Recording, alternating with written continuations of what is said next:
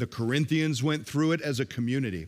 The early church went through it plenty of times. When we get to the point of the Reformation, all right, around the 16th century, the church was embroiled in it. It was all about the religion of the church, the rules and regulations, and not about the relationship. They had lost their connection to the new covenant and had fallen back to the old covenant.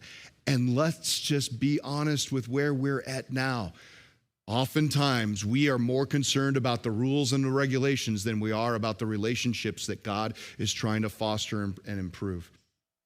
I don't want to make too much fun of the environment we find ourselves in, but the whole point of the relationship we desire to have with Jesus Christ, his love, is to illuminate the rules and the laws so that they become a tool to guide and help us. That's what the difference is between the old covenant and the new. The old was a set of laws that seemed to keep us from doing things that we thought we ought to be allowed to do. But when we have a relationship with Jesus Christ, we realize that those aren't restrictions. Those are guides to help us to live the best life we can possibly live. We have a different perspective of the law.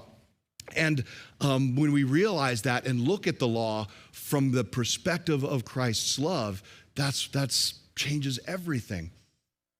But when we get too wound up and focused on those rules, Martin Luther actually did say this. He said his language for this was to refer to law and gospel. And he says we have to hold the two together.